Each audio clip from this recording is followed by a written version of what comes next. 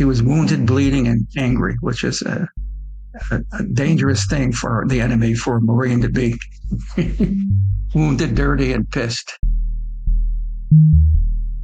The actions of the 1st Marines to fight their way into Way City on January 31st, 1968 are nothing short of legendary. The most ferocious fighting machine the world has ever seen is a pissed-off 19-year-old Marine. If you have the good fortune to talk to any Alpha 11 Marine who fought at Way, there are 2 names you will hear. Gonzalez and Canley. Sergeant Gonzalez and Gunnery Sergeant Canley. Over and over again. I look back at the gunny and Sergeant Gonzalez. Canley and Gonzalez jumped into this open rice paddy. Sergeant Gonzalez he just a man amongst men. He led just like Gunny did. He was absolutely fearless, as was Gunny Canley. Today, I want to tell you a story about 2 Marine Corps legends, all from the battle at Way City. My name is Josh Roe, and this is Tomorrow Town, Tennessee. This is Chapter 5 of our series on the Battle for Way and the War in Vietnam. We call this series The Battle That Changed Everything, and we call this episode Wounded, Bleeding, and Angry. That was John Legato. And just in case you missed it, he said wounded, bleeding, and angry. People do not know what happened that way. It was like so much going on. But Gonzalez was a quiet determination. And the Marine he was talking about, Medal of Honor recipient Sergeant Alfredo Gonzalez. John told me the story of what he witnessed Sergeant Gonzalez do on the first day at Way. And that story is incredible. When we got hit that first day going in, there were civilians running around. We were capturing prisoners. It was a madhouse. John Legato, Larry Lewis, Bill Purcell, and Gary Eichler were all young Marines when they arrived in Vietnam in late 1967. Around the 1st of September of 67. I got there in November of 1967. They were all assigned to Alpha 11, Alpha Company, 1st Battalion, 1st Marine Division. So you were pretty green, as we would say, when TET started, I guess on the 31st of January. Yeah, I was immediately put on a truck with 2 or 3 other guys that flew in with me on a civilian aircraft, which kind of surprised us because we thought we were going into a war zone, which we were. This is Gary Eichler. We landed in Da Nang on a commercial airline with flight attendants and the whole thing, and we're looking around and saying, "No, when are they going to start shooting at us?" And we got off. They put us on a truck. Somehow I came down with a severe case of dysentery. Bill Purcell. And they put me in a field hospital near Quine Tree. Driven from Da Nang up to Con Thien. My battalion got orders for Con Thien, which was at the time the northernmost outpost in South Vietnam, right on the DMZ. And Con Thien was a shithole. It was just awful. 3 small hills, nothing but mud. We were at the siege at Con Thien in 67, which was bad. We were hit with 400 rounds of mortars and rockets every day. And we did meet the enemy face to face outside the wire there. When we got to Con Thien was really eye-opening. I think, I know we're in trouble. I said, this is for real stuff. It's not playing anymore.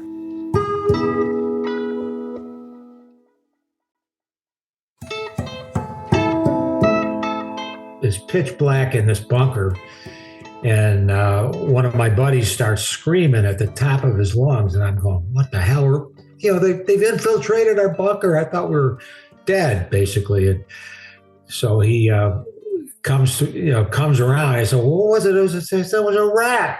A rat crawled over my face. We later learned the rats were about that big. Gonzalez was sort of quiet. He was only 21. He was a really, really nice guy. That's one thing I remember about him. And number 2, yes, he was absolutely fearless. He had finished his tour, and he had been to Vietnam once, and he heard that his unit got hit back in Vietnam. And I guess he heard or read about a lot of the casualties when one had up in Cantien, he volunteered to come back. We left Cantien December 23rd. Got back to the Quang Tree area. He joined us when we got to Quang Tree. We all looked up to him. He was hard-nosed, but he was a heck of a Marine. Took crap from nobody. And he had a pecking order. If you're at the top of this pecking order, you got to call him G. A little bit lower down, Sergeant G. And the bottom, and there were several, Sergeant Gonzalez.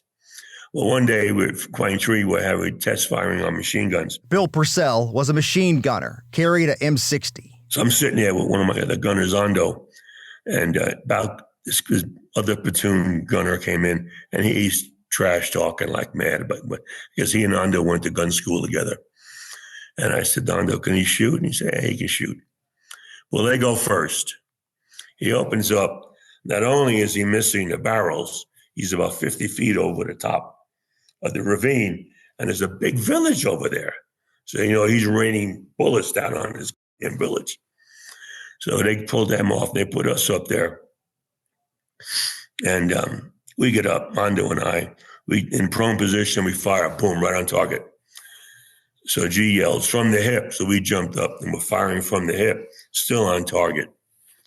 And no, G didn't yell that. Woody yelled that, up from the hip. So we cease fire. I turn around, and I see Gonzalez jumping up and down, punching the other platoon sergeant in the arm. See, like his guys won. I didn't realize the colonel and his XO were on top of the hill watching all this. So we got back to our area, and he comes over to me and he says, hey, Purcell. I said, yeah, Sergeant G. And he said, no, G. I went to the top of his list. The fighting at Quang Tree was much less eventful compared to Cantien. In fact, these young Marines never really saw Sergeant Gonzalez in combat before they left for Fubai on January 30th. We had never seen him in action until Way City. So Yeah. we didn't know what to expect, but he's a good man. Yeah. Good Marine. On the day Alpha Company was set to leave Quang Tree, there were not enough helicopters to get everyone out. So most of 1st Platoon, including Larry Lewis and several others, stayed behind that night. There was only 2 helicopters there transporting our company. Bill Purcell, Gary Eichler, John Legato, Sergeant Gonzalez, along with most of 2nd and 3rd Platoon, went to Fubai. And that night was the start of what we now know was the Tet Offensive. The morning of January 31st, 1968, those Alpha 11 Marines were the first sent away after the city was taken by NVA troops at the start of Tet. I see a sign that says, Way. Of course, we didn't know how to pronounce it because we're calling it Hugh. Hey, we're going to Hugh. Where the hell's Hugh? I never heard of Hugh. So heading up to Hugh, actually Way, and we get bombarded with small arms fire and M79 grenade launcher fire and rocket fire. This fight in a way would stay with these Marines for the rest of their lives. People were wounded all over the street. And our corpsmen, 2 of our corpsmen were killed. We were down to 1 corpsman. This is also the fight that would put Sergeant Alfredo Gonzalez's name in history books and on the walls of museums to this day. So the gunny called me up and he said, you got language school, you stay with me. The gunny there, that's John Canley. You heard about him earlier in this episode. He was a gunnery sergeant during the war, retired a sergeant major. We got hit in an ambush. We couldn't get into Way because what happened is machine guns opened up from the north. We were traveling north. And to our east was an open rice paddy. And to our west, they were hitting us with automatic weapons and RPGs. And we couldn't get back to Fubai. So what happened is Canley and Gonzalez jumped into this open rice paddy. And they had law rockets and hand grenades. And they maneuvered themselves. Thank God it was raining. We were in the monsoons and there was water. But they would be in the water. They would shoot towards. They had to eliminate these northern machine guns because we were in a crossfire. And they leapt over these mud swales and they would shoot and fire and, So they got within 20 yards and eliminated them with hand grenades. Roughly 2/3 of Sergeant Gonzalez's Medal of Honor citation details events that happened during the fight to get into Way, including this regarding the story that you just heard. Quote, "Though fully aware of the danger involved, he moved to the fire-swept road and destroyed the hostile position." What happened is Gunny wrote up Gonzalez. When Alpha 11 was ambushed going into Way, there was only one officer with them at that time, the company commander. He was wounded earlier in the fight, so he was not there when Sergeant Gonzalez and Gunnery Sergeant Canley took out the bunker. So Gunny Canley was the highest-ranking Marine in that part of the fight. Retired Marine Corps General Ray Smith took over as company commander when he arrived in Way on February 2nd. General Smith told me when he and Gunnery Sergeant Canley met after Way to discuss combat decorations for the company. Gunny Canley only told Ray Smith what Gonzalez did. John Canley never mentioned what he did. And then it wasn't until 50 years later or 40 years when we would meet. And I could remember Gunny would walk into a room, we would have a reunion, and all conversations would stop and they'd all gravitate. And I'm listening. And I said to myself, this guy never got anything. He got nominated for a Navy Cross and they lost the paperwork twice. He finally got it years later, but he never got what he deserved. For decades after the war, when the story of the fight to get into Way was written about in books and other places, many times the narrative of the Alpha Company Marines taking out that bunker was left out. And other times when what happened at the bunker was written about, John Canley's role was not included in those tellings. But the people who saw what happened or heard the story after the fact never forgot what the Gunny did in that moment or during the rest of the battle. So they got within 20 yards and eliminated them with hand grenades. But that never got on paper. And the reason it didn't get on paper is we were just enlisted guys.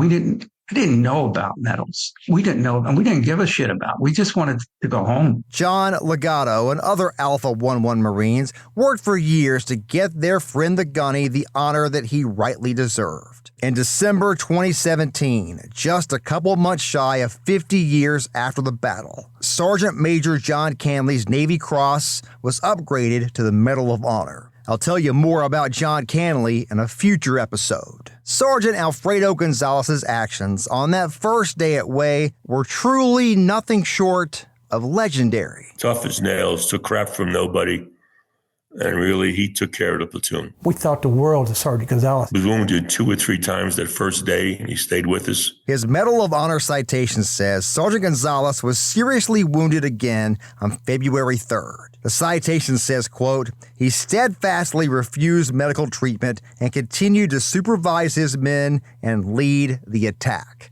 close quote. Next day, the 4th of February. February the 4th. There was a school that was totally occupied by the NVA. Were you in the school the day that Sergeant Gonzalez was hit? Yeah. We went into the Joan of Arc school. The Joan of Arc school building. The St. Joan of Arc. We had a hell of a time just getting across that street. The NVA soldiers, they were in all the buildings. They were on the rooftops. They were on both sides of you, and they just opened up everywhere. Now, to get into the Joan of Arc school, you went through an administration building, right? Small. Then you went through one door, out the back door, got the back door into a courtyard. A big open courtyard in the middle. And it was buildings, on all 4 sides. We had occupied the side that was the closest to the MACV compound. We had taken that. And it was like a tunnel that went under the second level of the one side of the east side of the building. On the outside that tunnel, there were columns supporting the edge of the second floor. Between those columns, every 8 feet, there was 3 or 4 feet of sandbags. And we were under heavy attack. It was an ambush, and they had RPG positions, maybe 3 or 4, and we had to get past that. Opposite us was a 1-story piece of the building where the NVA were, and we're taking a lot of fire. So I got up on the second floor of a stairwell, and I was firing at a window. Sergeant Gonzalez was in the corner office, if you will, or classroom, I guess it was, in the corner of this courtyard, and he was firing Law's rockets across the courtyard. You talk about, bravery, and he was wounded, bleeding, and angry, which is a dangerous thing for the enemy, for a Marine to be wounded, dirty, and pissed. Sergeant Gonzalez was running back and forth between those columns, and he was firing Laws. They were rocket-propelled grenades. And I saw a flash come out of the window that I was firing at. They turned around and fired an RPG back at him. I knew it was a rocket. So I yelled to my guys, the rocket, get down. So we got down, the rocket arced low and hit G. Hit him right in the chest. I was in the second floor of the Joan of Arc building when I saw the rocket that was fired and hit Sergeant Gonzalez. And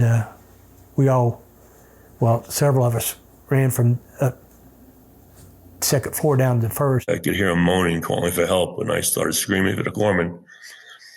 Doc Okonski got to him, and he was gone.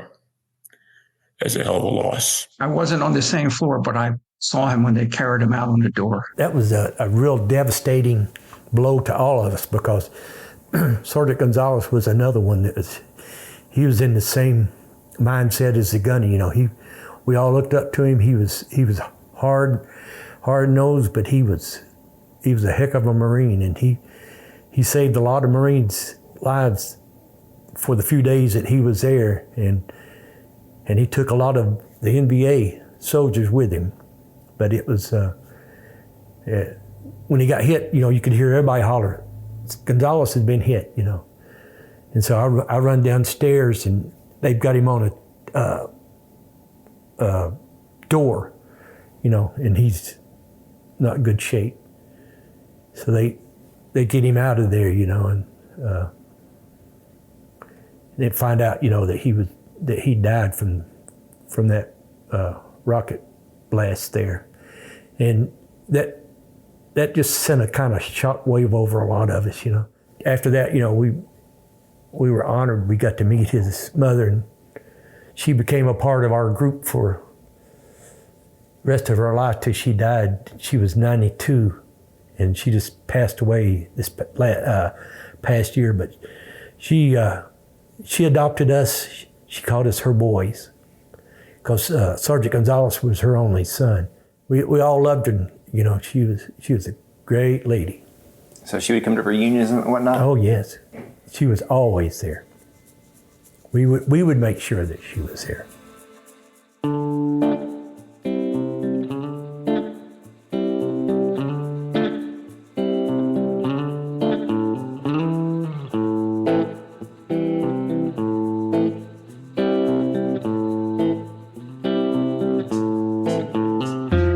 This series is reported, produced, recorded, engineered, and edited by me, Josh Roe. Most of the information in this series has come directly from the veterans who fought and survived the Battle for Hue.